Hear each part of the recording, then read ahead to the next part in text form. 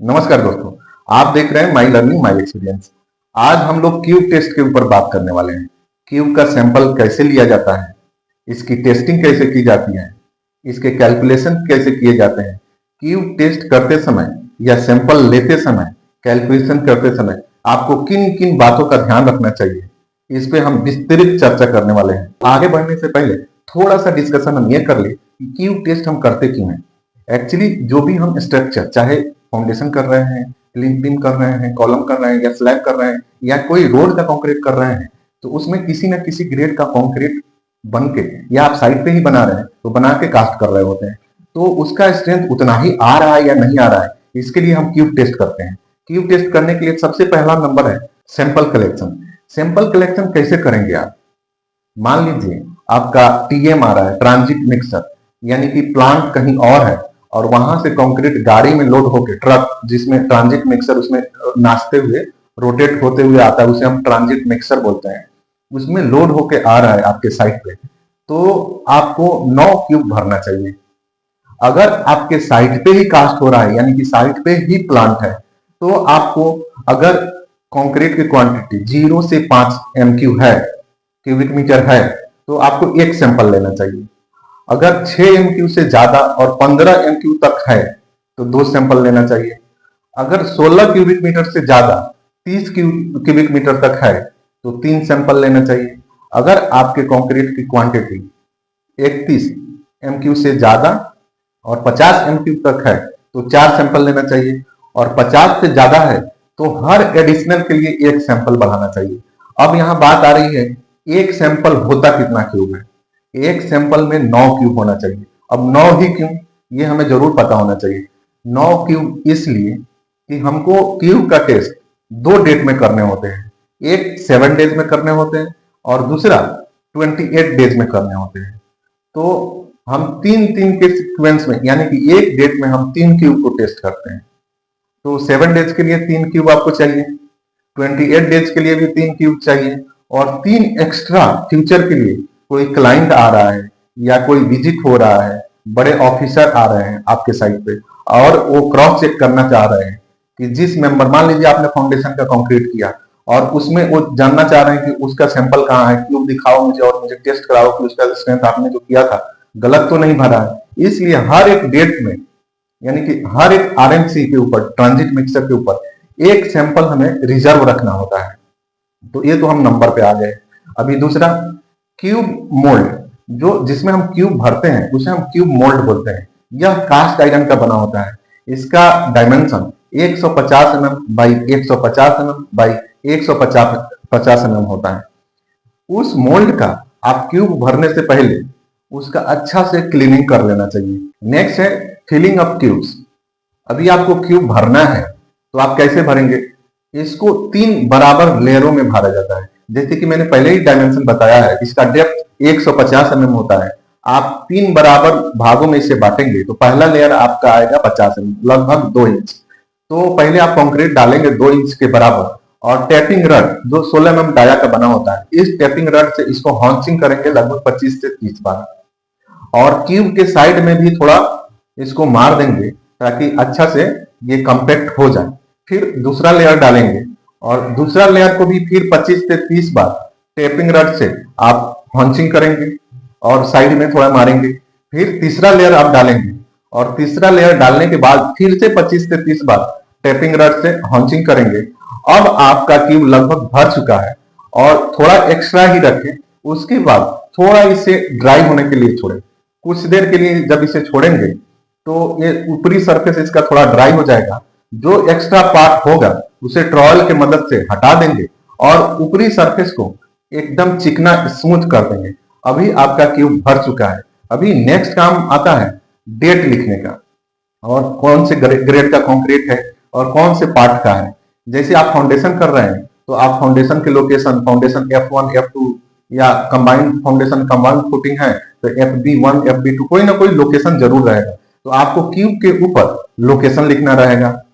फिर grade of concrete, किस grade का कंक्रीट है, M30 है, M35 है, M40 है, किस ग्रेड का कंक्रीट है ये ग्रेड लिखना रहेगा, और किस डेट में कास्टिंग हुआ है। इन तीनों का बहुत ही इंपॉर्टेंट है, क्योंकि आपको क्यूब के आइडेंटिफिकेशन में इसका यूज होता है। आपने क्यूब कास्ट कर लिया और क्यूब टेस्ट करने के दिन आपको पता ही नहीं रहेगा किस डेट का है, इसलिए क्यूब के ऊपर ही आप चाहे तो किल से इसे लिख सकते हैं या फिर परमानेंट मार्कर का यूज कर सकते हैं, लेकिन मैं आपको रेकमेंड करूंगा आप किल से ही लिखें, क्योंकि परमानेंट मार्कर मिट जाता है। या फिर पानी में जब आप क्यूरिंग के लिए रखते हैं तो उस पर थोड़ा सा जंग आ जाता है, जिसके वजह से वो दिखाई नहीं देता है, धुंधला, और कुछ दिन बीतने पर भी वो धुंधला हो जाता है, दिखाई नहीं देता है। इसलिए आप किल से ही लिखे क्यूब के ऊपर।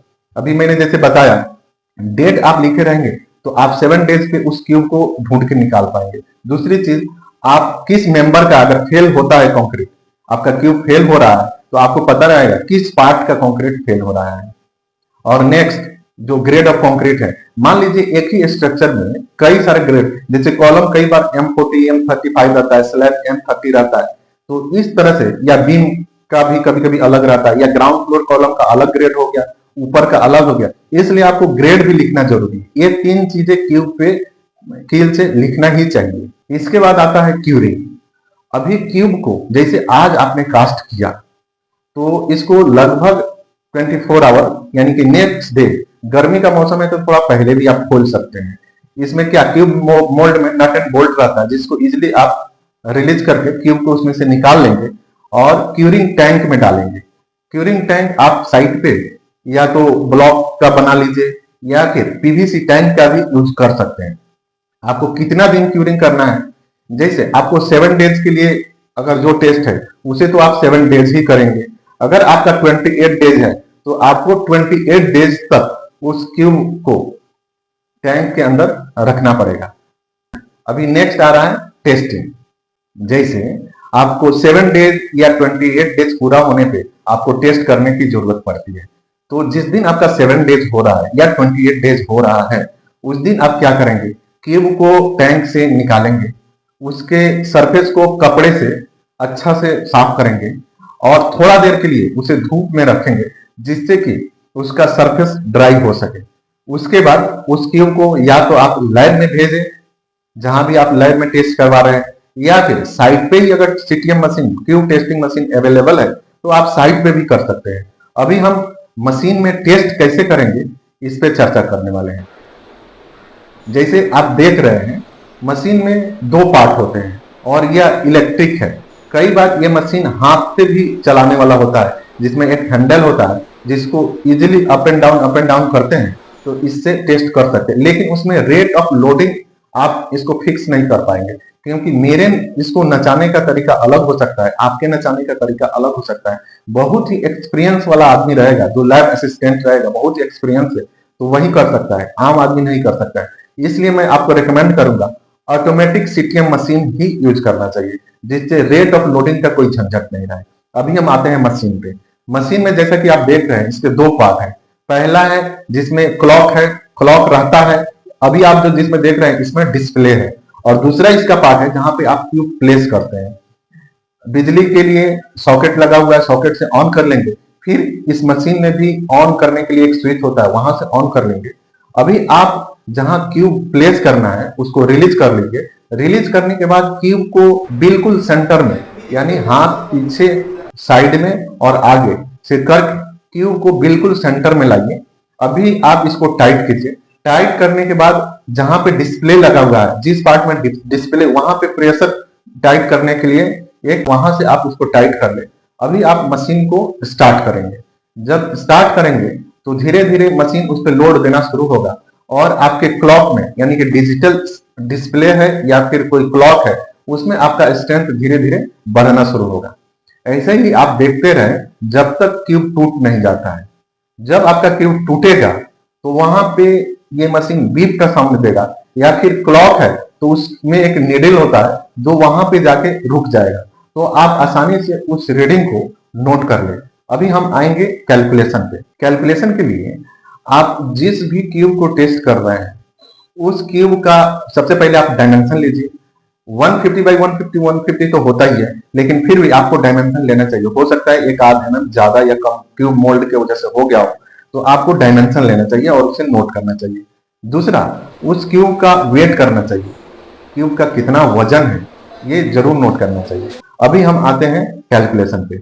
कैलकुलेशन में क्या होता है, इसका एक फॉर्मूला होता है स्ट्रेंथ टेस्ट करने के लिए, applied load by cross sectional area. Applied load क्या है, जैसे अपने मशीन में टेस्ट किया वो केवल लोड को दिखाया है, यानी कि उस क्यूब के ऊपर कितना लोड हमने डाला जिससे कि क्यूब टूट गया, तो उस लोड को आपको दिखाया, उस लोड को लेके आपको कैलकुलेशन करना होगा। अच्छा एक बात और बता दें, वो जो लोड बताया है मशीन ने वह किलो न्यूटन में होता है। सबसे पहले आपको उस लोड को लेना है और उसे न्यूटन में चेंज करना है, यानी कि 1 किलो इक्वल टू 1000 होता है। तो 1000 से सीधा आप मल्टीप्लाई करेंगे तो आपको लोड न्यूटन में निकल जाएगा। और क्यूब का साइज क्या होता है, क्यूब का साइज आपको पता है 150 mm बाई 150 mm बाई 150, लेकिन जिसपे लोड डाला गया है यानी कि नीचे का एरिया और ऊपर का एरिया उसी पे लोड हमारा आया है, तो उस क्यूब का क्रॉस सेक्शनल एरिया, जैसे ये क्यूब हो गया तो ये क्यूब का क्रॉस सेक्शनल एरिया जिसपे लोड पड़ा है उसका क्या है, यानी कि 150 इंटू 150 दोनों मल्टीप्लाई करेंगे तो आपको क्रॉस सेक्शनल एरिया मिल जाएगा। अब आप इजिली यह फॉर्मूला लगा देंगे, strength equal to applied load by cross sectional area. जब इस फॉर्मूला में वो वैल्यू पुट करेंगे तो आपको स्ट्रेंथ निकल के आएगा। लेकिन बात यहीं पे खत्म नहीं हो जाती, आपको ध्यान रखना पड़ेगा कि आप क्यूब का स्ट्रेंथ किसी एक क्यूब पे नहीं निकालेंगे, आप तीनों क्यूब का, जैसा मैंने प्रोसीजर बताया टेस्ट करने का उसी प्रोसीजर से आप टेस्ट करेंगे, तीनों का स्ट्रेंथ निकालेंगे और तीनों का सम करेंगे, डिवाइड बाई 3 करेंगे, आप एवरेज निकालेंगे। कई बार मैंने देखा है लोग एक क्यूब टेस्ट करते हैं, पास हो गया, हाँ हाँ पास हो गया पास हो गया, ऐसा हल्ला मचाते हैं। या दूसरा ऐसा भी होता है कि एक क्यूब फेल हो गया तो हल्ला मच जाता है, क्यूब फेल हो गया क्यूब फेल हो गया। ऐसा बिल्कुल नहीं करना चाहिए। अगर आपने एक ही दिन में बहुत सारा कंक्रीट लिया है, कंक्रीट किया है, तो आपको 3 सैंपल तो पहले लाया आपने टेस्ट किया, अगर फेल हो गया तो दूसरा 3 भी लाके देखना चाहिए। या 7 डेज में फेल हो गया तो आपको 28 डेज का इंतजार करना चाहिए। उसके बाद सारे क्यूब अगर फेल हो रहा है तब तो आप बोल सकते हैं कि हमारा क्यूब फेल कर गया। और क्यूब फेल करने के बहुत सारे कारण हो सकते हैं, जिसमें से आपने अगर सैंपलिंग अच्छा से नहीं किया है, बढ़िया से उसका हॉन्चिंग नहीं किया है, क्यूब मोल्ड का क्लीनिंग अच्छा से नहीं किया है, तो भी आपका क्यूब फेल हो सकता है। दूसरा, अगर आपने क्यूरिंग अच्छा से नहीं किया है, आपने क्यूब कास्ट तो किया, नेक्स्ट डे आपने ऐसे ही छोड़ दिया 4 दिन के लिए, धूप में पड़ा हुआ है, 4 दिन बाद आपने पानी में डाला, तो फिर उसमें स्ट्रेंथ नहीं आएगा। तीसरा, आपने क्यूरिंग भी अच्छा किया लेकिन आपका मशीन कैलिब्रेटेड नहीं है, वह सही वैल्यू दिखाई नहीं रहा है, लोड कुछ और डाल रहा है, वैल्यू कुछ और दिखा रहा है, तो भी आपका क्यूब फेल हो सकता है। और अगला, आपको कैलकुलेशन अगर नहीं आ रहा है तो आप उसका स्ट्रेंथ तो निकाल ही नहीं पाएंगे। इसलिए सारे चीजों पर हमें ध्यान देना पड़ता है।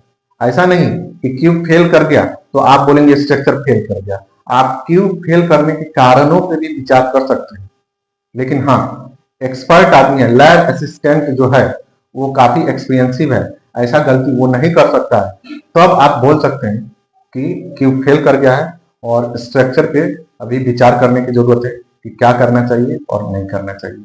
दोस्तों, हमने सैंपलिंग से लेके क्यूब टेस्टिंग और कैलकुलेशन, क्यूब फेल होने के क्या क्या कारण हो सकते हैं इस पे भी बात किया।